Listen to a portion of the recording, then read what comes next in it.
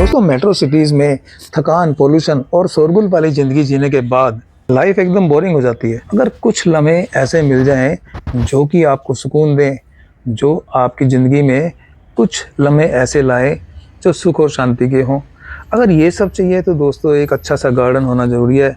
आप किसी भी शहर में रहते हो, एक प्यारा सा गार्डन अगर आपने बना दिया, छत के ऊपर टेरेस गार्डन बना दिया, और गार्डन अच्छा बनने के बाद उसमें अगर बर्ड्स का निवास हो, ख़ास तौर पे गौरैया का जो विलुप्त होती जा रही है, तो दोस्तों सोने पे सुहागे वाली बात है ये।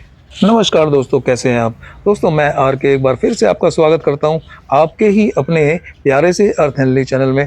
दोस्तों मेरे पास काफ़ी कमेंट्स आती हैं कि गौरैया के ऊपर एक बार फिर से वीडियो बनाइए और गौरैया का लेटेस्ट स्टेटस आपके गार्डन में क्या है वो हमें ज़रूर बताइए। तो आइए दोस्तों फिर चलते हैं अपनी प्यारी सी गौरैया को हम सफ़र बनाकर अपने साथ लेकर उसके साथ साथ चलते हैं। दोस्तों आपने मेरी पहली जो गौरैया वाली वीडियो थी उसका बहुत प्यार दिया, बहुत स्नेह दिया दोस्तों, बहुत अप्रिशिएट किया, उसके लिए आपका बहुत बहुत धन्यवाद।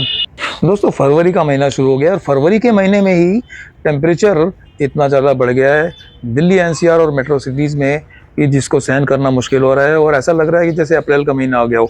अब दोस्तों ऐसे में गौरैया को, जो कि हमसे काफ़ी दूर जा चुकी है, उसको कैसे निमंत्रण दिया जाए, कैसे अपने गार्डन में बुलाया जाए, कैसे उसको अट्रैक्ट किया जाए, क्या उसको दाना पानी दिया जाए, कैसे उसको रहने के घोंसले दिए जाएं, भाई यही हमारी चर्चा का विषय रहेगा आज के इस वीडियो में।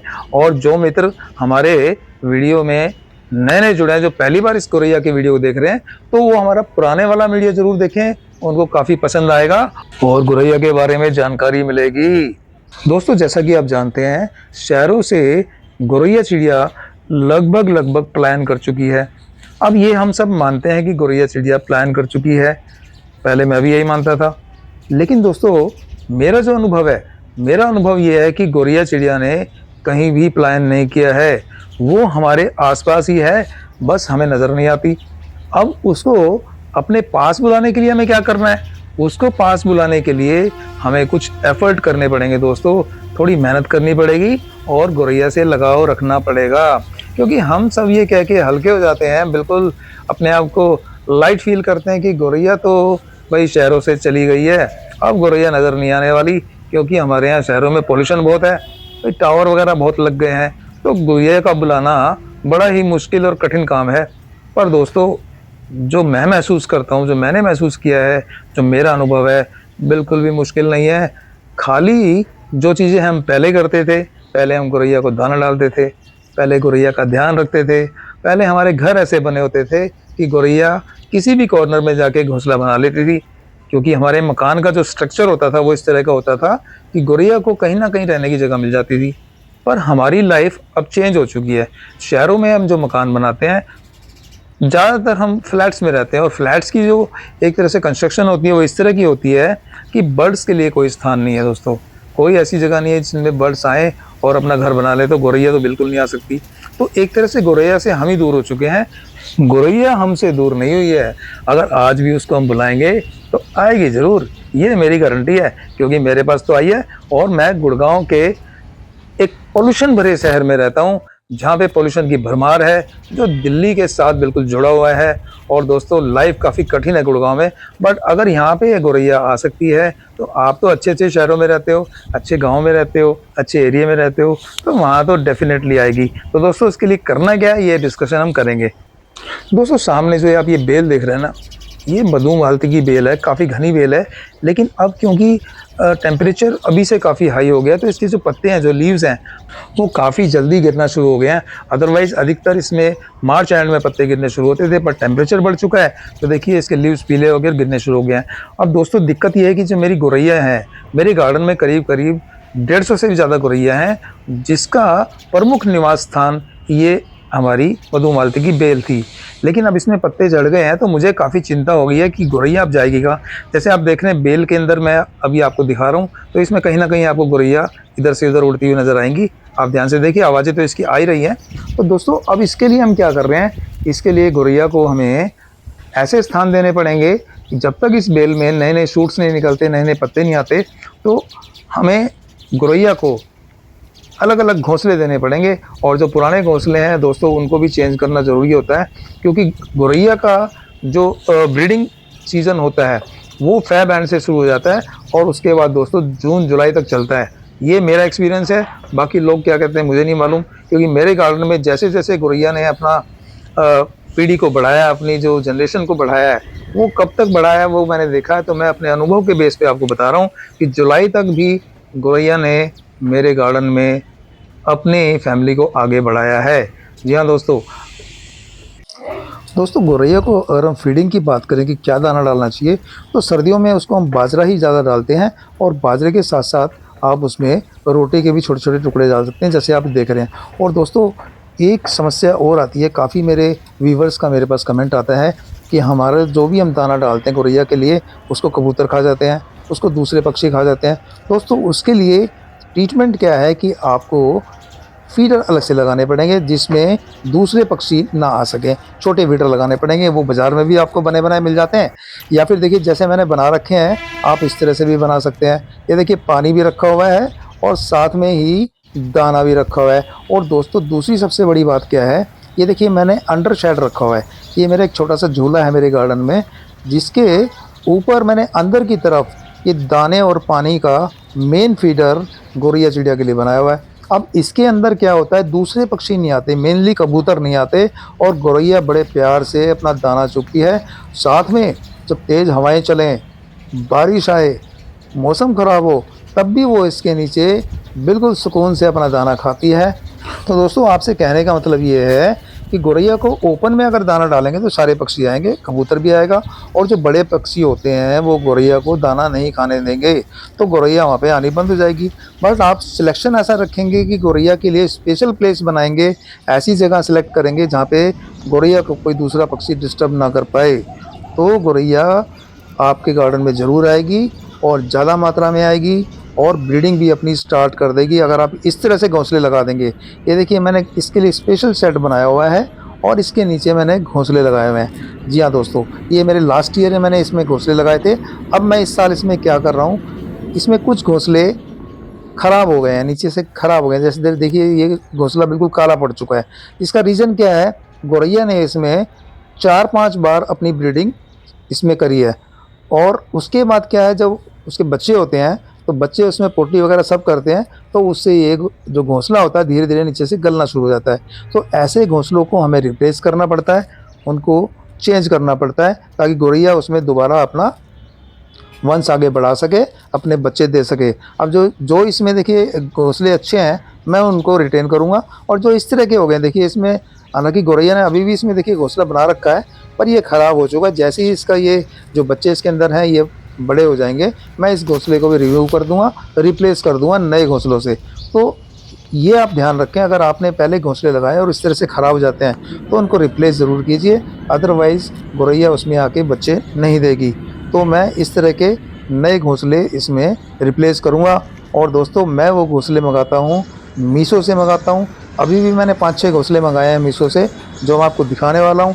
उसका रेट भी मैं आपको बताऊंगा कितने में आपको उपलब्ध हो रहे हैं। अभी पिछले साल मैंने इनको 55 से 60 रुपये तक की रेंज में ख़रीदा था। अब देखिए दोस्तों गौरैया अभी भी किस तरह से अपने घोंसले में जाती है, और फ़ेब से ही इसकी ब्रीडिंग स्टार्ट हो जाती है, जैसा कि आप देख रहे हैं। दोस्तों मैंने काफ़ी घोंसले लगाए हुए हैं और मैंने अभी करीब 5 से 6 घोंसले और नए मंगाए हैं, जो कि आप देख रहे हैं।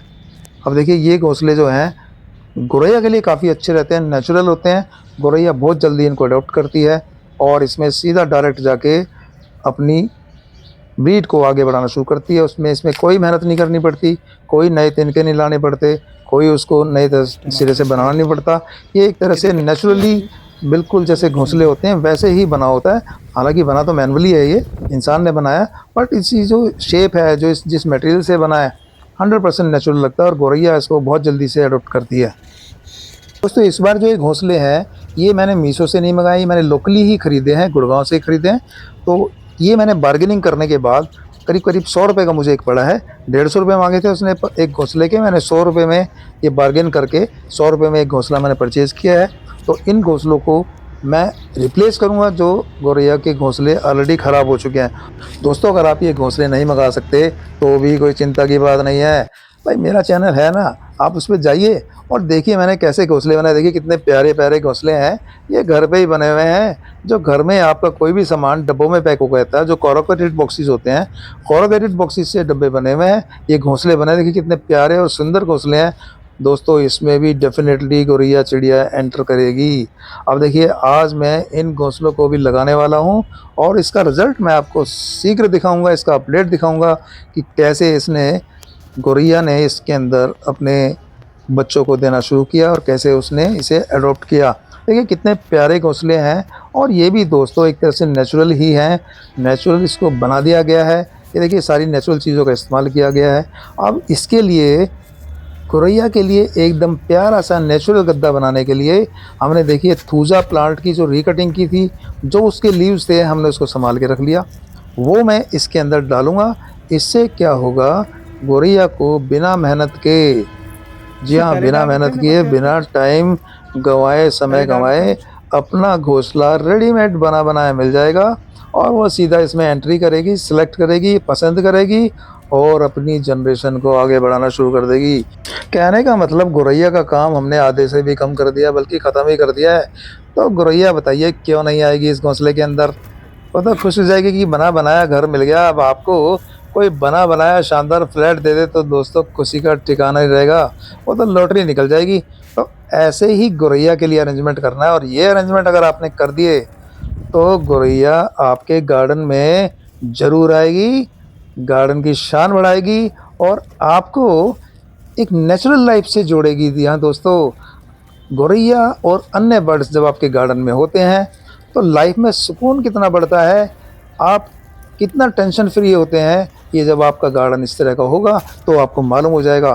दोस्तों डिप्रेशन आधा ख़त्म हो जाता है अगर आपके गार्डन में अगर बर्ड्स हैं और ख़ास तौर पे गौरैया है।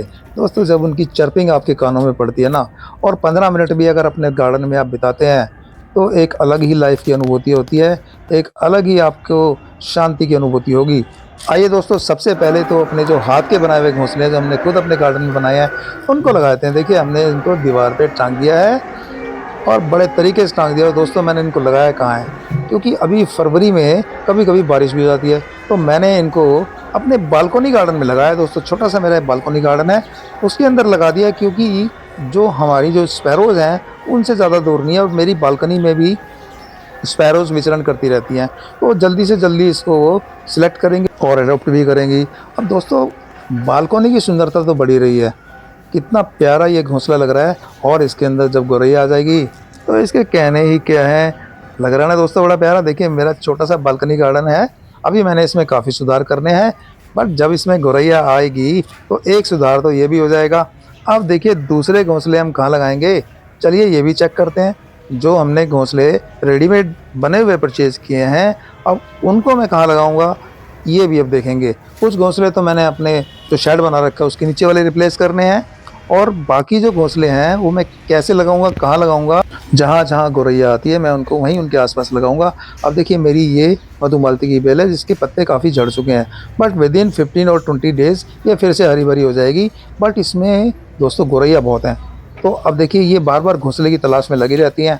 तो सबसे पहला घोंसला हम कहाँ लगाएंगे वो आइए देखते हैं। देखिए दोस्तों ये एसी की असेंबली लगी है जो कि बाहर लगी है। अब मैंने कई बार ये देखा कि गौरैया यहाँ पे आती है और वो तलाश में रहती है कि ऐसी जगह कोई मिल जाए जहाँ पे अपना घोंसला बना सके, तो मैंने उसके लिए देखिए ये स्पेस सेलेक्ट किया पीछे वाला, क्योंकि वो कई बार यहाँ पे आती है, तिनके लेके आती है, तिनके नीचे गिर जाते हैं। अब देखिए मैंने घोंसले को इस तरह से लगा दिया है और जो घोंसले का मुंह है ना उसको दीवार की तरफ टर्न कर दिया ताकि कोई बड़ा पक्षी इसको परेशान ना करे। और गौरैया भी इनफैक्ट यही चाहती है कि उसकी जो घोंसले का मुंह है वो दीवार की तरफ टर्न रहे, तभी वो उस घोंसले को इजीली अडॉप्ट करती है। तो दोस्तों जब भी आप घोंसला लगाएं इस चीज़ का ध्यान जरूर रखें कि घोंसले का जो मुंह है उसको हल्का सा दीवार की तरफ टर्न कर दें, तो उसे उसमें गौरैया बड़ी खुश होकर उसको स्वीकार करती है और उसमें एंट्री कर जाती है। तो दोस्तों आज मैंने आपको जानकारी दी कि कैसे हम गौरैया को अपने गार्डन में बुलाएं, कैसे मैक्सिमम वो हमारे गार्डन में ब्रीडिंग करेगी, कौन सा दाना खिलाएं, कैसे उसको पानी पिलाएं। तो दोस्तों कैसे लगी मेरी ये जानकारी? अगर वीडियो पसंद आया तो लाइक कर देना, शेयर कर देना, जो मित्र नए जुड़े हैं चैनल को सब्सक्राइब भी कर देना। फिर मिलेंगे एक नई जानकारी के साथ। जय हिंद, जय भारत।